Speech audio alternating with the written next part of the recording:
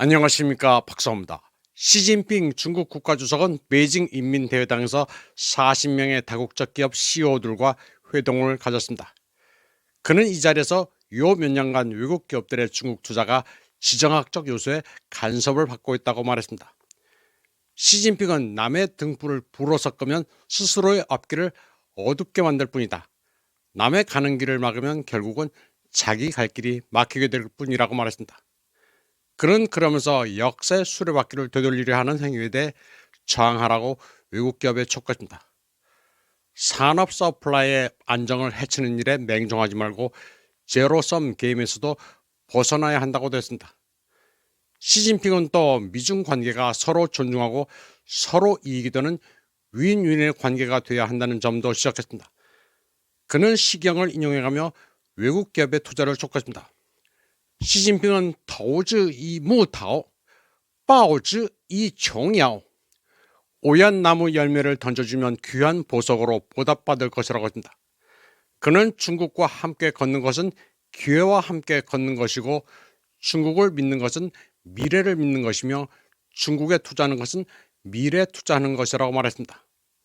미중 무역 전쟁에서 이기는 쪽은 중국이니 믿고 투자해도 된다는 자신감이 넘쳤습니다. 그는 중국 7대론을 주장했습니다. 중국은 세계 경제 성장의 주요 공헌자이자 안정추다. 중국의 기본 국책은 대외 개방이다. 중국은 세계 2대 소비시장으로 세계 최대 규모의 중산층을 가지고 있으며 거대한 투자, 소비 잠재력을 갖고 있다.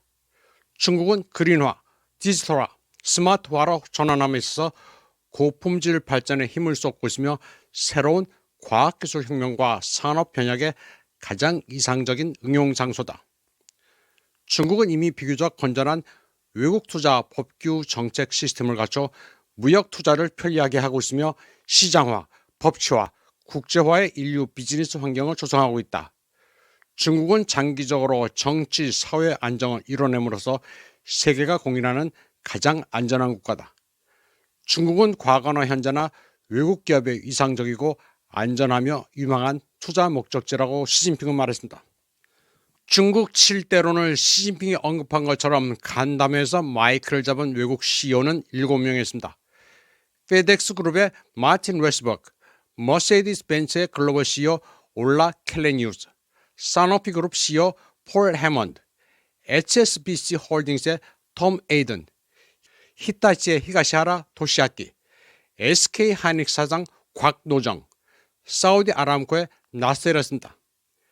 7명의 발표자는 7개국 출신입니다. 아주 정교하게 배분했습니다. 7명의 발표자는 물류, 자동차, 제약, 금융, 기계, 반도체, 에너지 등 7개 산업을 대표하고 있습니다. 삼성의 이재용 회장은 자동차, 전장을 대표한다고 여겨지기 때문에 여기서 빠지고 반도체 대표 선수로 SK 하이닉스 사장 곽노정이 들어갔습니다. 이에 앞서 시진핑은 20기 중국 공산당 중앙위원회 3차 전체회에서 외국인 투자와 대외 투자 관리 제도의 개혁을 심화하기 위한 로드맵과 시간표를 제정했다고 강조한 바 있습니다. 시진핑은 외국 기업들의 중국 투자가 지정학적 요소에 간섭을 받고 있다고 말했는데 베이징에 간 외국 CEO들은 모두 현실적인 판단을 했다고 저는 생각합니다. 미국보다는 중국에 미래가 있다고 본 것입니다.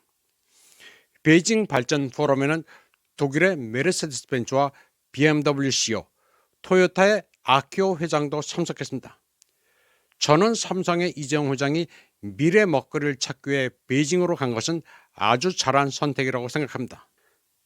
지금 중국은 떠오르는 해인 반면 미국은 지는 해입니다. 지금 모든 면에서 괄목할 만한 국력 신장세를 보이고 있는 중국은 마치 제2차 세계대전 이후 몇십 년 동안 패권을 누렸던 미국과 비슷합니다. 제2차 세계대전은 사실상 나치 독일을 상대로 소련이 벌인 전쟁인데 미국이 뒤늦게 참여해 과실을 따먹은 것처럼 로우전을 거치면서 대박의 과실을 날로 먹은 게 바로 중국입니다. 시카고대 미어샤이머 교수는 로우전을 지칭해 하늘이 중국에 내린 만나라고까지 표현했습니다. 혐중 정서가 강한 한국에서는 이재용 회장에게 어줍지 않은 충고를 하는 이들이 많습니다. 주워들은 것은 있어가지고 통일 전선 전술을 조심하라느니 중국의 초환자는 아냐는 등 별의별 수를 다합니다. 한국에서는 있는 독특한 현상입니다. 한국에서는 공산당을 어떻게 믿느냐고 떠드는 사람들이 많은데 미국, 독일, 일본에서는 베이징을 찾은 자기 나라 기업 CEO들에게 그런 소리를 하는 사람은 없습니다. 제 말이 거짓말 같으면 그런 나라가 있는지 한번 찾아보시기를 바랍니다. 연예인 걱정과 재벌 걱정은 하는 게 아닙니다. 아까 중국이 대박 어부지리를 취한다고 말씀드렸는데 트럼프의 관세 전쟁 역시 중국만 살찌우고 있습니다. 트럼프가 4월 2일부터 수입 차량과 자동차 부품에 25%의 무차별 관세를 때리기로 하자 전 세계가 난리가 났습니다. BMW, 벤츠 등 유럽 프리미엄 브랜드 타격이 가장 크고 혼다, 토요타 등 일본 차도 타격이 만만치 않습니다. 이 지경이니 유수의 세계 자동차 업계가 베이징에 희망을 거는 것은 당연합니다. 한국에서는 GM의 계열사인 쉐보레가 직격탄을 맞을 전망입니다. 트럼프가 미국 자동차 시장을 다시 위대하게 만들겠다고 하지만 당장 미국 소비자도 비싸진 차를 사기가 힘들어 타격을 받을 전망입니다. 인플레이션에 미칠 영향이 어떨지 트럼프 행정부는 연준과 따로 노는 듯한 인상을 주고 있습니다. 트럼프 행정부는 가만 보면 주먹구구식입니다. 미국의 관료 조직은 그리 똑똑한 애들이 아닙니다. 2024년 통계에 따르면 미국 자동차 시장에서 순수한 미국산은 53.4%입니다. 멕시코에서 만들어져 수입되는 게 16.2%, 한국산이 8.6%, 일본산이 8.2%, 캐나다가 7.2%, 독일산이 2.7%입니다. 지금 트럼프 행정부는 나프타고 뭐고 지금까지 수립한 무역의 규칙이나 제도를 깡그리 무시하겠다는 스탠스입니다.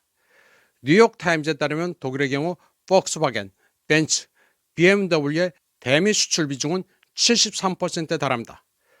자동차에 대한 트럼프의 무차별 관세에 대해 이시바 시게루 일본 총리는 대미 보복 조치도 배제하지 않겠다고 말했습니다.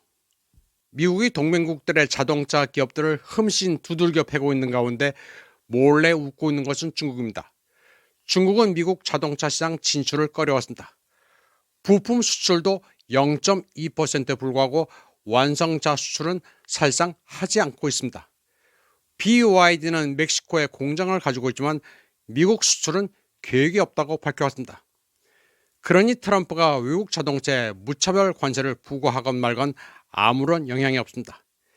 이런 가운데 BYD는 2024년 영업수익이 7,771억 위엔으로 전년 대비 29.02% 성장했다는 보고서를 발표했습니다.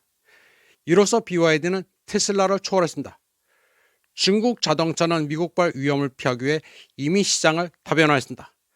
동남아, 중동, 아프리카, 러시아를 포함한 유라시아에 확고한 포석을 깔았습니다.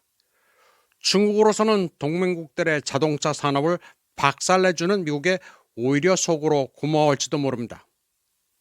이번 방송은 여기까지 하겠습니다. 시청해주신 여러분 감사합니다.